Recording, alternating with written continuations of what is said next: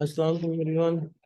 Welcome to this lecture 4 of Cost Management Accounting. Today we are going to discuss the financial statements. कि financial statements different क्या होती हैं, कैसे use होती हैं, फाइनेंशियल स्टेटमेंट बनाई क्यों जाती हैं। Anybody any idea financial statement क्यों बनाई जाती है? सर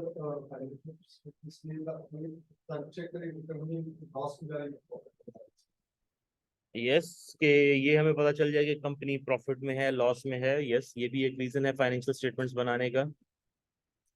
अगेन बेसिकली तो फाइनेंशियल इंफॉर्मेशन जो है कंपनी की, वो हमने शेयर होल्डर्स तक पहुंचानी, क्योंकि जो कंपनी है वो चला डायरेक्टर्स रहे हैं, जबकि उसके मालिक जो हैं वो शेयर होल्डर्स हैं। अब शेयर होल्डर को तो पता नहीं मेरी कंपनी में क्या हो रहा है, तो उसे ये जो इन्फॉर्मेशन पहुंचाने के लिए हम फाइनेंशियल स्टेटमेंट्स बनाते होते हैं। तो जो भी फाइनेंशियल इंफॉर्मेशन के यूजर्स हैं, शेयर होल्डर्स हो सकते हैं, मैनेजमेंट भी हो सकती है यूजर। मैनेजमेंट भी तो डिसाइड करना है ना कि भाई ये जो प्रोडक्ट ए है या बी है, ये दोनों में लॉस कर रहे हैं, तो क्या इन दोनों को कंटिन्यू किया जाए या बंद कर दिया जाए। तो क्या एक को बंद किया जाए या दोनों को कर दिया जाए। या और डिसीजन हो सकता है कि जी इसके अंदर कोई नया वैरायटी लाई जाए, कोई इंप्रूवमेंट की जाए, कोई इसके अंदर कॉस्ट कटिंग की जा सकती है, वट एवर द रीजन में बी। तो ये बेसिकली वो रिपोर्ट्स हैं जो अकाउंटिंग डिपार्टमेंट प्रिपेयर करता है डिफरेंट चीजें, इंफॉर्मेशन को यूज करते हुए, फॉर ऑल दोज यूजर जो कि फाइनेंशियल इंफॉर्मेशन को यूज करते हैं। Financial statements exhibits its users the financial position, financial performance and cash inflows and outflows analysis of an entity. पहली चीज फाइनेंशियल पोजीशन क्या है उसकी। फाइनेंशियल पोजीशन होती है बैलेंस शीट आपकी। Balance sheet is the statement of financial position at a given point in time. ठीक है, गिवन पॉइंट इन टाइम क्यों? क्योंकि ये अक्सर आप जो आप देखेंगे बनी हुई बैलेंस शीट तो लिखा होगा एज ऑफ 31 दिसंबर। ये आपने कभी स्टेटमेंट अगर बैलेंस शीट के नीचे देखी हो तो भाई बैलेंस शीट के नीचे लिखा हुआ है एज ऑफ 31 दिसंबर 2021, जबकि इनकम स्टेटमेंट के नीचे लिखा है for the year ended 2021, 31 December 2021। तो यार ये क्या हो गया, यहाँ फॉर द ईयर है, वहां एज ऑफ है। तो balance sheet at a point in time होती है। बैलेंस शीट आपको पूरे साल में नहीं बताती कि क्या हुआ है। बैलेंस शीट ये आपको नहीं बता रही है पिछले पूरे साल में क्या हुआ है। बैलेंस शीट ये बता रही है कि इस डेट को, आज जब हमने क्लोजिंग की है, तो हमारे पास किस खाते में कितने पैसे पड़े हैं, कितने की मशीन पड़ी है, कितना हमने लोन लिया हुआ था, कितने शेयर होल्डर ने दिया हुआ था, कितना कैश पड़ा है, आज इस वक्त कितना कहाँ पड़ा है। वो करंट पॉइंट ऑफ टाइम के ऊपर बता रही है, तो इसलिए कहते हैं as of 31 December 2021, 2022, whatever जिस डेट पर बन रही है। और ये आपको बताती है financial position of a business, कि बिजनेस की इस वक्त फाइनेंशियल पोजीशन क्या है। ये आपको ये नहीं बता रही उसको प्रॉफिट कितना, उसकी परफॉर्मेंस कैसी रही थी, बिजनेस अच्छा चला था या बुरा चला था। ये बता रही है उसकी करंट पोजीशन क्या है, फाइनेंशियल पोजीशन।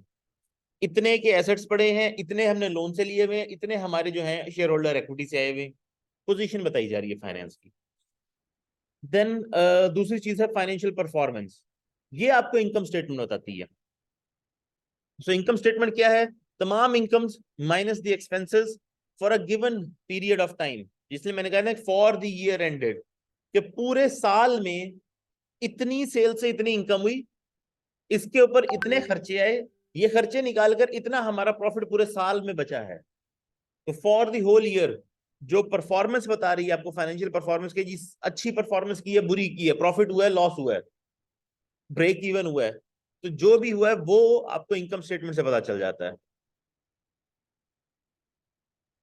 यूजुअली ये एक साल की बनती है, लेकिन ये हाफ ईयरली भी बन सकती है, क्वार्टरली भी बन सकती है। मूविंग फॉरवर्ड, दूसरी थी कैश इनफ्लोज एंड आउटफ्लोज। तीसरा जो आइटम था cash inflows and outflows analysis of an entity. तो कैश फ्लो स्टेटमेंट से आपको बेसिकली समरी मिल जाती है कैश के इनफ्लोज की, आउटफ्लोज की, जो भी कैश के अंदर इक्विवेलेंट जो भी ट्रांजैक्शन हुई है for a given time period. Specially ये भी एक साल के लिए होता है कि एक साल के अंदर जो भी कैश के अंदर चेंजेस आए हैं, और ये तीन सोर्सेज से आ रहे होते हैं, एक ऑपरेशन से आ रहे होते हैं। तो आपके लिए जानना जरूरी किस सोर्स से पैसा आया बिजनेस के पास। क्यों? क्योंकि जो बिजनेस की इनकम स्टेटमेंट है वो आपको ये तो बताती है कि इस साल में प्रॉफिट इतना हुआ, लेकिन क्या ये सारा प्रॉफिट आपके पास कैश फॉर्म में मौजूद है और जितना प्रॉफिट है उतना ही कैश पड़ा होगा बिजनेस के पास? नो। क्यों? क्योंकि उसके अंदर जब हमने सेल्स डाली तो उसके अंदर जो सेल्स हुई थी, जो अभी तक उसकी पेमेंट नहीं हुई, लेकिन सेल पिछले साल में हो चुकी है, तो हमने वो भी इंक्लूड कर ली ना। उसकी पेमेंट अभी तक हमें रिसीव नहीं हुई, वो भी बाद में कभी रिसीव होगी, तो ये तो अभी तक कैश में आया ही नहीं हमारे पास। फिर उसमें से हमने डेप्रिसिएशन निकाली है। वो एसेट कभी खरीदा था, उसकी डेप्रिसिएशन के अकाउंट में से हमने उसके अंदर से डेप्रिसिएशन निकाल दी है। लेकिन ये डेप्रिसिएशन क्या खर्च हुई है? क्या हमने मशीन में ये नोट डाल दिए, ये लो भाई तुम्हारी डेप्रिसिएशन इतनी? वो तो हमारे पास कैश की फॉर्म में पड़ी है अभी भी। तो वो in terms of money spend तो नहीं हुए, लेकिन एक कॉस्ट है हमारी ईयर की, इसलिए हमने उसको कॉस्ट के खाते में डाल दिए। सो कैश का बैलेंस और होगा, प्रॉफिट का बैलेंस और होगा। तो ये देखने के लिए कि पैसे कहां से आए, कहां लगे। ठीक है, यस प्लीज। अब हुआ ये कि जी बिजनेस में प्रॉफिट नहीं हो रहा था, शेयर होल्डर की, अब शेयर होल्डर को तो प्रॉफिट दिखाएंगे तो ही वो बोनस वगैरह भी देंगे। मैनेजमेंट तो वरना नौकरी से जाती रहेगी कि बिजनेस इसलिए चलाते तुम लोग, निकल जाओ भाई, हम नई मैनेजमेंट लेकर आएंगे। तो मैनेजमेंट ने देखा यार कहाँ से प्रॉफिट लाए। उन्होंने देखा यार ये कंपनी इन्होंने बनाई थी ना, तब यहाँ पर जमीन बड़ी सस्ती थी, तो इन्होंने काफी सारी जमीन खरीद ली। अब ये इतनी जमीन फालतू पड़ी है, ये क्या करनी है? इसमें से एक छोटा सा हिस्सा है, ये बहुत महंगी हो गई है आजकल, शहर के बीच में आ गई है, इसका एक हिस्सा बेच देते हैं, प्रॉफिट दिखा देते हैं पार्टी। तो शेयर होल्डर को पता ही नहीं चला, उसकी अपनी जमीन बेच के उसको प्रॉफिट दिखाकर सारे मैनेजमेंट वाले बोनस ले गए। इसलिए शेयर होल्डर इनकम स्टेटमेंट के अलावा स्टेटमेंट ऑफ कैश फ्लो भी देखेगा, और उसके अंदर देखेगा क्या ये जो पैसे आए हैं ये ऑपरेटिंग एक्टिविटीज से आए हैं, इन्वेस्टिंग एक्टिविटीज से आए हैं, या फाइनेंसिंग एक्टिविटीज से आए हैं। अगर पैसे इन्वेस्टिंग से आ रहे हैं तो इसका मतलब ये नहीं है कि वो कंपनी अच्छी चल रही है। इसका मतलब ये कि कंपनी ने कहीं पैसे लगाए हुए थे, वहां से पैसे आ गए, उसकी जमीन बेच दी गई है, कोई और चीज ऐसी हो गई है जिसके अंदर उसको प्रॉफिट हुआ है। ये कैपिटल गेन है, ये एक्चुअली सेल्स का प्रॉफिट नहीं है। तो शेयर होल्डर फिर मैनेजमेंट से पूछ सकता है कि हाँ भाई ये क्या किया तुमने। ठीक है। देन एक और स्टेटमेंट बनती होती है, वो होती है statement of changes in equity. ठीक है। इसको हम कहते हैं रिटेन्ड अर्निंग्स या इक्विटी स्टेटमेंट। ठीक है। बेसिकली एक साल में इक्विटी में क्या चेंज आया है, ये वो स्टेटमेंट होती है। ये बेसिकली होती है कि पिछले साल क्या थी, उसमें कितनी उसने नया प्रॉफिट ऐड हुआ है, और फिर कितनी ड्राइंग्स वगैरह हुई हैं उसमें से, और एंड पे अब क्या बच गया है। तो ऑनर्स की इक्विटी में क्या चेंज आया है। इसके अलावा एक और इंपॉर्टेंट फाइनेंशियल स्टेटमेंट जो होती है, इसका पार्ट होता है, वो होते हैं notes. Notes to the accounts. ये जो चार स्टेटमेंट्स बनी हैं, इनके पीछे इनके नोट्स होते हैं। क्योंकि एक बड़ी सारी ऑर्गेनाइजेशन है, करोड़ों रुपए का टर्नओवर है, तो उसके अंदर कैसे पता चलेगा जी ये जो फिगर है ये कहाँ से आया। ये लिख तो दिए इतने एक्सपेंसेस, अपनी तरफ से डालते जाएं। भाई उसके पीछे कोई जगह होगी ना कि ये एक्सपेंस कहाँ लगा है, किस किस जगह पे आया है, कितनी इंस्टॉलमेंट्स में पे हुआ है, कौन सी चीज कितने रेट के पर खरीदी थी।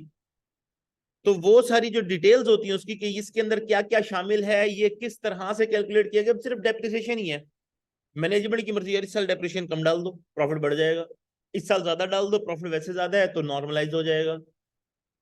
You see. तो आप जाके डेप्रिसिएशन के टेबल में देख सकते हैं, अच्छा यार ये डेप्रिसिएशन इस तरह कैलकुलेट हुई है, इस मेथड के ऊपर लगी हुई है। कोई चेंज आएगा तो वहां उन्हें मेंशन करना पड़ेगा क्यों चेंज किया उन्होंने। तो शेयर होल्डर्स ज्यादा डिटेल में इंफॉर्मेशन ले सकते हैं। फिर वो अगर कोई एनालिसिस करना चाहते हैं, कोई रेशियोज कैलकुलेट करना चाहते हैं, तो वो नोट्स में से फिगर्स उठाएंगे, क्योंकि स्टेटमेंट के फिगर में कई और चीजें भी इंक्लूड होंगी जो उसमें इंक्लूड नहीं करनी होंगी।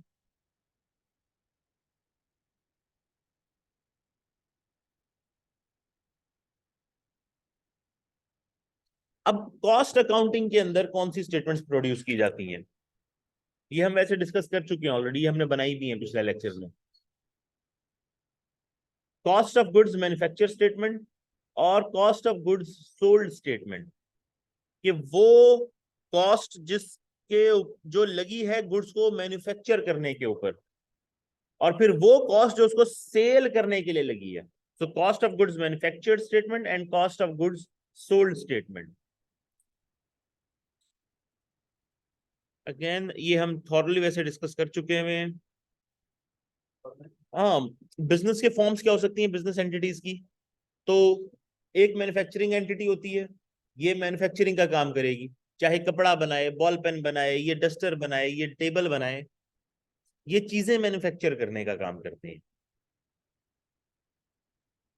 रॉ मटेरियल खरीदते हैं, उस पर काम करते हैं और फिनिश गुड्स आगे बेच देते हैं। एक ट्रेडिंग एंटिटीज होती हैं।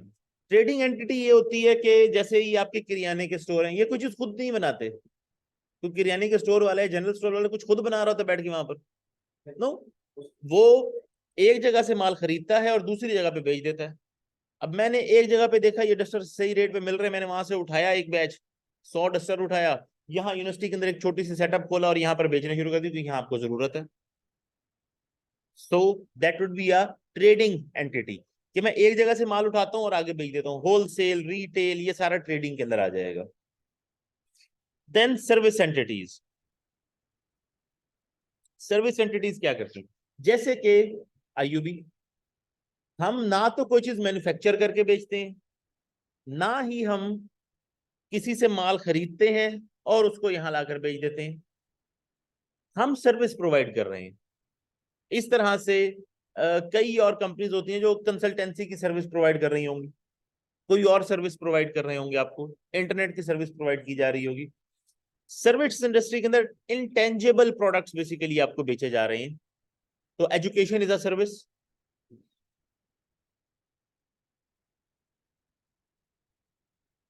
Now let's come to the inventories.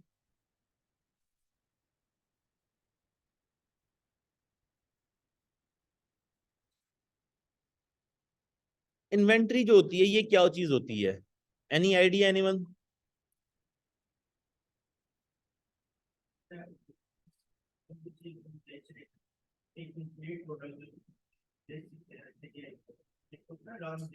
Okay,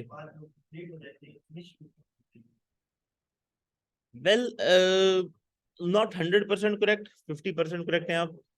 inventory भी बेसिकली तीन टाइप्स की होती है, लेकिन इन्वेंट्री वो चीजें हैं, वो रॉ मटेरियल या वो सप्लाईज या वो वर्क इन प्रोसेस या वो फिनिश गुड्स हैं जो आपके पास पड़े हैं, जिनकी कोई इकोनॉमिक वैल्यू है और फ्यूचर में आप उसको बेचकर पैसे कमा सकते हैं। ये स्टॉक पड़ा है जी हमारे पास इतना, ये जी 2 लाख का माल डाला हुआ है मैंने दुकान में, ये आपकी इन्वेंट्री है, इसको आप कल को बेचकर उससे पैसे कमा सकते हैं। अब मैन्युफैक्चरिंग कंसर्न में अगर मैं उसकी एग्जांपल ले लूं, तो उसके पास सबसे पहली चीज रॉ मटेरियल की इन्वेंट्री पड़ी होगी। भाई ये टेबल बनाना है तो लकड़ी खरीदूंगा तो ये टेबल बनाऊंगा ना। अब क्या, जब हर टेबल बनाने के लिए पहले लकड़ी खरीदने चला जाया करूं, तो लकड़ी एक बार खरीद के रख लूंगा ना। तो मेरे पास रॉ मटेरियल की इन्वेंट्री पड़ेगी, मेरे पास किलो पड़े होंगे, मेरे पास ग्लू पड़ी होगी, पॉलिश का सामान पड़ा होगा, वट एवर जो उसको लगना है। फिर मेरे पास कुछ टेबल ऐसे होंगे जिनकी लकड़ी कटी पड़ी है, उनकी फिक्सिंग हो गई है, उनकी पॉलिशिंग नहीं हुई। ठीक है, तो डिफरेंट स्टेजेस के ऊपर उनके ऊपर काम हुआ है। लेबर अभी काम कर रही थी, पिछले दिन शिफ्ट खत्म हो गई तो वो बंद करके चले गए, आज नहीं शुरू होगी तो फिर से उसके ऊपर काम शुरू कर देंगे।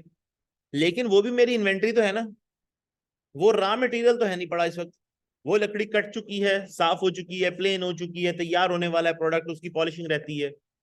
कोई जुड़ने वाला रहता है टेबल, कोई जुड़ चुका है, सिर्फ उसकी ड्राइंग हो रही थी ग्लू की, वट एवर जो भी हो रहा है।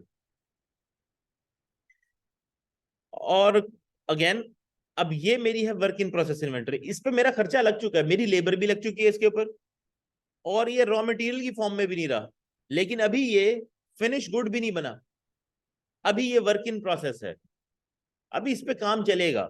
वर्कर्स काम कर रहे थे, वर्कर्स ने जब छुट्टी का टाइम हुआ तो बंद किया काम, चले गए, अगले दिन आएंगे तो इसी से काम दोबारा शुरू कर देंगे। और तीसरी चीज जो है वो होगी फिनिश गुड्स की इन्वेंट्री, कि मेरे पास ऐसे भी को 5-10 टेबल बने हुए शो केस के अंदर पड़े हुए हैं वहां पर, जो कि बेसिकली बेचने के लिए रखे हुए। कस्टमर आता है, उसको दिखाने के लिए, कस्टमर देखते हैं हाँ जी ये वाला दे दें, तो वो बेचने के लिए बने हुए फिनिश गुड्स भी पड़े हुए मेरे पास, वो मेरी फिनिश गुड्स की इन्वेंट्री है। बिल्कुल, कस्टमर आ जाता है ना, कहते हैं मैंने बनवाना नहीं है, मुझे बना हुआ ये वाला ठीक लग रहा है यार, ये वाला दे दो।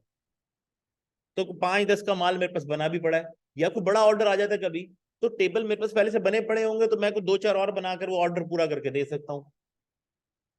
तो कस्टमर अर्जेंट खरीदने वाला आ जाता है।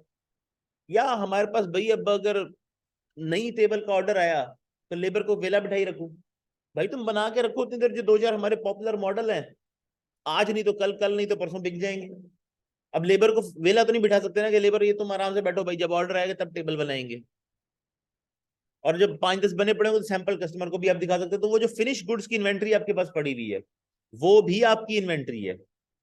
तो ये 3 टाइप्स की इन्वेंट्री आपके पास एट एनी गिवन टाइम पड़ी हो सकती है ना मैन्युफैक्चरिंग कंसर्न स्पेशली। तो मैन्युफैक्चरिंग के अंदर क्या है, 3 टाइप की इन्वेंट्री है। ट्रेडिंग के अंदर कितने टाइप की इन्वेंट्री होगी?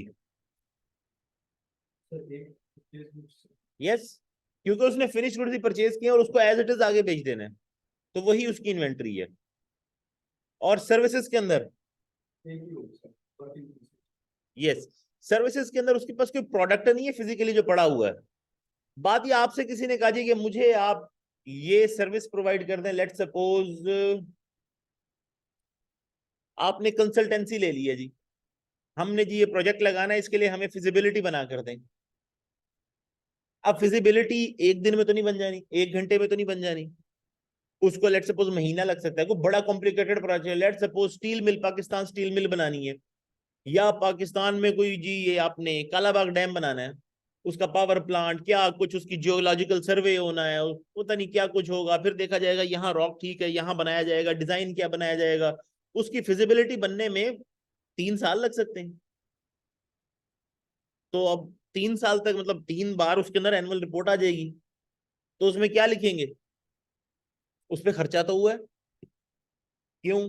क्योंकि आपका जो एम्प्लॉयज लगे हुए थे, पहले जियोलॉजिकल सर्वे वाले लगे, फिर ये वाले लगे, फिर वो वाले लगे, उन्होंने उसके ऊपर काम किया, अपनी रिपोर्टें दिया, वो जमा की जा रही है एक जगह के ऊपर, उसकी फिजिबिलिटी रिपोर्ट बनती जा रही है आहिस्ता आहिस्ता, टेस्ट हुए, उसके ऊपर खर्चे हुए, उसकी रिपोर्ट बन रही है, लोगों को तनख्वाहें दी हैं आपने, कंसल्टेंट्स हायर किए हैं। अब ये रिपोर्ट तो तैयार नहीं हुई पूरी अभी तक, लेकिन इसमें खर्चा हो चुका है। तो ये जो खर्चा हुआ है ये हमारी वर्क इन प्रोसेस की इन्वेंटरी है, ये अभी रिपोर्ट बन रही है, फिनिश गुड्स नहीं बनी अभी तक, काम चल रहा है। ये कहाँ कहाँ पड़े होंगे? तो जी मटेरियल, रॉ मटेरियल आपका स्टोर में पड़ा होगा, जो वर्क इन प्रोसेस है वो वर्कशॉप में पड़ी होगी, और जो फिनिश गुड्स हैं वो बेसिकली आपके गोदाम में, वेयर हाउस में, ऐसी जगह पे पड़े होंगे। ट्रेडिंग के अंदर शोरूम या आप जो आपका स्टोर है, जो भी आपका गोडाउन है, वहां पड़ा होगा। और फिर वर्क प्लेस या ऑफिस के अंदर ये कंप्यूटर में बेसिकली आपकी सर्विसेज की चीजें पड़ी होंगी। अच्छा, ये एक्सटेंडेड फॉर्मेट है cost of goods sold form का, ठीक है, ये मैं ऑलरेडी आपको करवा चुका हूँ थॉरली डिटेल के साथ। मैं चाहता हूँ कि आप लोग इसको प्रैक्टिस करें, फिर मुझसे पूछें कि ये समझ नहीं आया। बेसिकली डायरेक्ट मटेरियल कंज्यूम से मैं एक बार दोबारा टच करते हुए आगे चला जाता हूँ। डायरेक्ट मटेरियल कंज्यूम से हम इसको स्टार्ट करते हैं, जिसके अंदर सबसे पहले ओपनिंग इन्वेंटरी रॉ मटेरियल की, उसमें जो नई परचेजेस हुई हैं तो मटेरियल अवेलेबल फॉर यूज आ जाता है, इसमें से क्लोजिंग इन्वेंटरी निकाल देंगे तो डायरेक्ट मटेरियल यूज्ड आ जाएगा। इसके अंदर डायरेक्ट लेबर ऐड कर देंगे तो ये आपकी प्राइम कॉस्ट बन जाती है। फिर इसके अंदर फैक्ट्री ओवरहेड कॉस्ट ऐड की जाती है, तो वो तमाम फैक्ट्री ओवरहेड की कॉस्ट जो है, जो आपको इसको बनाने पे लगी है, वो आपकी फैक्ट्री ओवरहेड कॉस्ट है जो इसमें ऐड हो जाएगी। फिर इसके अंदर opening work in process add किया जाएगा, जिससे ये बन जाएगा cost of goods to be manufactured. और इसमें से जब क्लोजिंग वर्क इन प्रोसेस निकाला जाएगा तो कॉस्ट ऑफ गुड्स मैन्युफैक्चर्ड आपके पास आ जाएगी, कि इतने जो गुड्स मैन्युफैक्चर हो चुके हैं उनके ऊपर इतनी कॉस्ट लग चुकी है। देन ओपनिंग फिनिश गुड्स की इन्वेंट्री ऐड की जाएगी, ये बन जाएगी cost of goods available for sale, कि ये अवेलेबल है सेल करने के लिए, पिछले जो फिनिश गुड्स पड़े थे और नए जो बन गए हैं। और इसमें से क्लोजिंग फिनिश गुड्स की इन्वेंटरी निकाल दी जाएगी कि यार ये बच गए हैं, अभी भी ये बिके नहीं है, तो ये आ जाएगी cost of goods actually sold या cost of goods sold.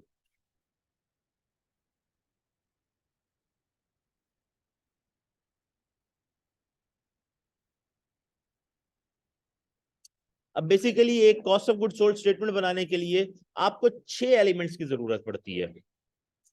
3 basically cost के और 3 इन्वेंट्री के, ठीक है। अब कॉस्ट के 3 इन्वेंट्री जो एलिमेंट्स हैं, मटेरियल या सप्लाईज रॉ मटेरियल, लेबर और फैक्ट्री ओवरहेड्स। और जो आपके मटेरियल कंज्यूम है उसकी सारी डिटेल, फिर इस तरह से आपके लेबर की सारी डिटेल, आपकी फैक्ट्री ओवरहेड्स की सारी डिटेल। अभी इसकी डिटेल यहाँ पर दी हुई है, जैसे मैंने ऊपर आपको एक्सप्लेन कर दी है एक ही स्टेटमेंट के अंदर, ये इसको चंक्स में हमने ब्रेक डाउन किया हुआ आगे आपकी अंडरस्टैंडिंग के लिए।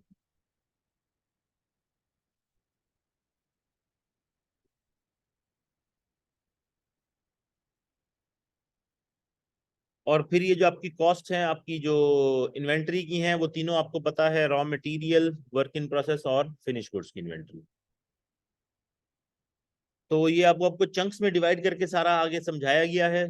और अभी आपके पास आगे प्रैक्टिस क्वेश्चंस अवेलेबल हैं, प्राइम कॉस्ट कैलकुलेट करें, फैक्ट्री कॉस्ट कैलकुलेट करें, ठीक है। तो ये अब क्वेश्चंस आपने सारे प्रैक्टिस करने हैं और इनके सॉल्यूशन साथ दिए हुए हैं। सॉल्यूशन देखकर सॉल्व नहीं करना, पहले खुद सॉल्व करेंगे, फिर सॉल्यूशन से वेरीफाई करेंगे कि आपने सही सॉल्व किया है कि नहीं, क्योंकि पेपर में सॉल्यूशन नहीं मिलेगा। ये यहां इसलिए दिया गया ताकि आप चेक कर सकें, कहीं पर मसला आता है समझ नहीं आता वो मुझसे पूछ सकें इजीली, सर ये चीज समझ नहीं आई, यहाँ ये दिया हुआ है मैंने ये किया है, तो आप फोटो भेजिए, मैं आपको वहीं पर एक्सप्लेन कर दूंगा आपके ग्रुप के अंदर ही।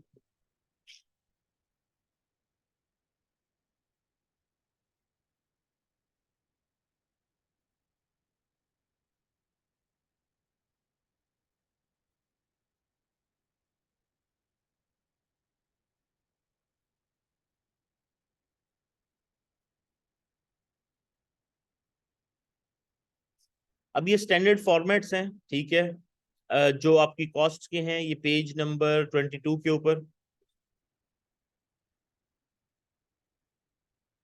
तो financial statement, cost of goods manufactured आ गया पहला, ठीक है, फिर कॉस्ट ऑफ गुड्स सोल्ड का सेक्शन आ गया कि ये किस तरह होता है, ये भी मैंने ऊपर एक्सप्लेन किया, इसलिए मैं दोबारा इसको एक्सप्लेन नहीं कर रहा। बेसिकली जो क्लोजिंग वर्किंग प्रोसेस एक साल की होती है वो अगले साल की ओपनिंग बन जाती होती है, इसी तरह से क्लोजिंग रॉ मटेरियल एक साल का जो है वो अगले साल का ओपनिंग बन जाएगा।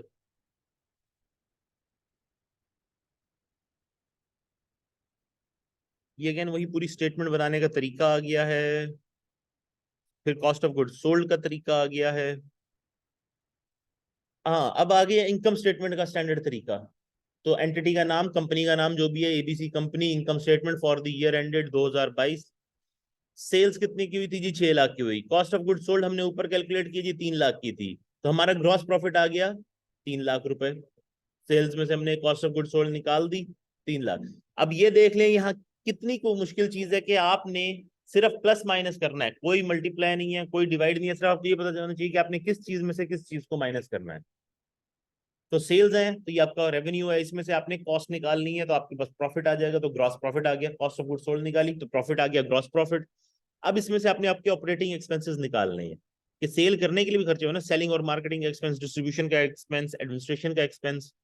तो 1 लाख का ये खर्चा निकल गया, तो आपका ऑपरेटिंग प्रॉफिट आ गया 2 लाख रुपए। अब इस ऑपरेटिंग प्रॉफिट में से आपने फाइनेंशियल एक्सपेंसेस निकालने हैं और फिर टैक्सेस निकालने हैं। तो आपने क्योंकि किसी से लोन लिया हुआ था, उस लोन के ऊपर आपको सूद देना पड़ा 50,000 रुपए का, तो इस 2 लाख में से आपने 50,000 रुपए सूद दे दिया, 1.5 लाख रुपए आपके पास बच गया। ये आपका प्रॉफिट बिफोर टैक्स है। इस पे अब आपने गवर्नमेंट को टैक्स दिया 60,000 रुपए का, तकरीबन 40% के करीब टैक्स होता है। तो वो देने के बाद आपके पास नेट प्रॉफिट बचा 90,000 रुपए का।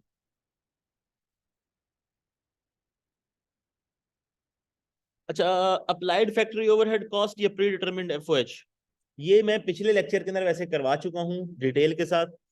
अप्लाइड वो होती है जो आप अप्लाई करते हैं किसी क्राइटेरिया के साथ, ठीक है ना, कि लेट सपोज, इसके एग्जांपल, लेट से, अगर मैं आपको इसकी एग्जांपल दूं तो अप्लाई कम, किस चीज को अप्लाई कर दें, फैक्ट्री ओवरहेड्स।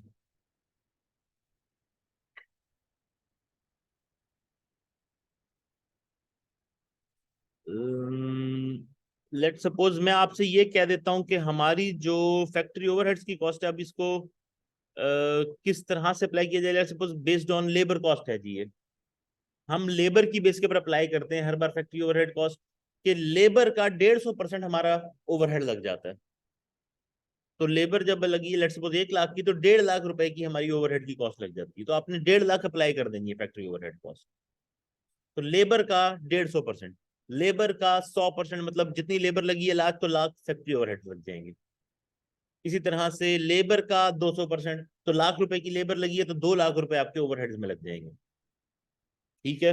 तो आप बेसिकली अप्लाई कर रहे हो तो आपको एक्चुअल फिगर नहीं पता होता, या उस वक्त आप उसको डिस्ट्रीब्यूट इस तरह से एक्चुअल की बेसिस पे नहीं कर सकते, क्योंकि कुछ चीज ऐसी है ना, उसको पता नहीं यार ये कितनी लगी है कितनी नहीं लगी, ये चीज। अब बिजली में कैसे बताऊं यार फैक्ट्री में कितनी लगी है और दफ्तर में कितनी इस्तेमाल हुई है, तो अप्लाई करनी पड़ती होती है। अब इसको अप्लाई करने के डिफरेंट तरीके हैं। लेबर आवर के हिसाब से किया जा सकता है, लेबर कॉस्ट के हिसाब से किया जा सकता है कि जी डेफिनेटली यार अगर लेबर ने 5 घंटे काम किया है तो यहाँ बिजली उसके हिसाब से यूज होनी है ना, तो लेबर आवर के हिसाब से भी कर सकते हैं कि जी हर लेबर आवर के अगेंस्ट इतने की बिजली यूज हो जाती है हमारी अंदाजन। डायरेक्ट मटेरियल कॉस्ट के अगेंस्ट भी कर सकते हैं कि इतने का रॉ मटेरियल लगता है तो उसके ऊपर इतनी फैक्ट्री ओवरहेड हमारी लग जाती है। इसी तरह से मशीन आवर के हिसाब से कि इतने घंटे मशीन चली तो इतनी बिजली खाएगी ये, ठीक है। या प्राइम कॉस्ट के ऊपर कि जी लेबर और रॉ मटेरियल के हिसाब से अगर इतनी प्राइम कॉस्ट है तो इतने परसेंट ऑफ प्राइम कॉस्ट हमारी फैक्ट्री ओवरहेड्स है। बेसिकली जो आपका नॉर्मल एक्टिविटी लेवल होता है ना उसके हिसाब से आप फैक्ट्री ओवरहेड तय कर लेते हैं और उसको अप्लाई कर देते हैं इनमें से किसी भी क्राइटेरिया की बेसिस के ऊपर।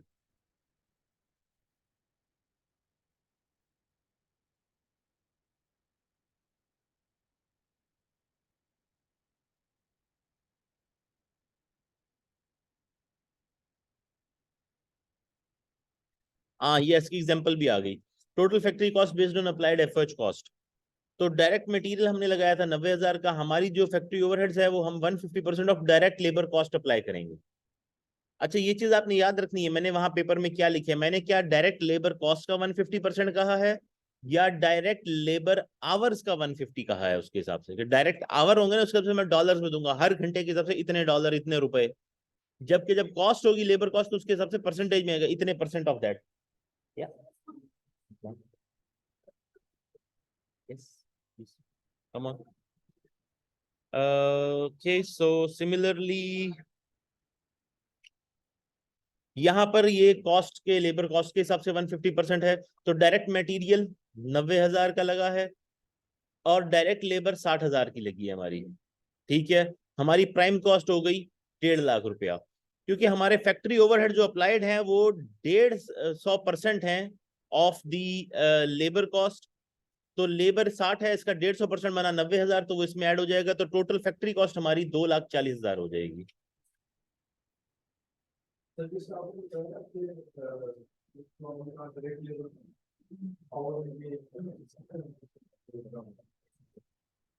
भाई डायरेक्ट लेबर कॉस्ट लगी है हमारी जी, हमने 1 साल के अंदर लेबर लगाई है 1 लाख रुपए की, ये डायरेक्ट लेबर कॉस्ट है। इसका 100%, इसका 150%, इसका 200%। डायरेक्ट मटेरियल कॉस्ट हो सकती है कि जी मटेरियल लगा 1.5 लाख रुपए का, तो इसका 100%, 150%, 200%। डायरेक्ट लेबर आवर्स हो सकते हैं कि जी लेबर हमारी इस साल में इस्तेमाल हुई जी 100 घंटे, तो हर घंटे के हिसाब से 10 रुपए या 20 रुपए। या फिर होगी मशीन आवर के, मशीन हमारी चली है जी 100 घंटे, तो हर मशीन जो 1 घंटा चलती है उसके अगेंस्ट 10 रुपए, 20 रुपए, 40 रुपए हमारी ये फैक्ट्री ओवरहेड लगते हैं। या फिर प्राइम कॉस्ट का, कि प्राइम कॉस्ट टोटल हो जाएगी फिर से वही कि इस साल में हमारी प्राइम कॉस्ट थी लेट सपोज 2 लाख रुपए, तो इसके ऊपर 100%, 200%, 150%, 50% हमारी ओवरहेड्स होंगे। जब तक आप प्रैक्टिस नहीं करेंगे ये नहीं होगा, इसको आपको प्रैक्टिस करना पड़ेगा। फिर इसकी वेरिएंस है, ये लास्ट टाइम डिस्कस हो गई थी। प्रैक्टिस क्वेश्चंस अवेलेबल हैं, ये आपने प्रैक्टिस करने हैं अब।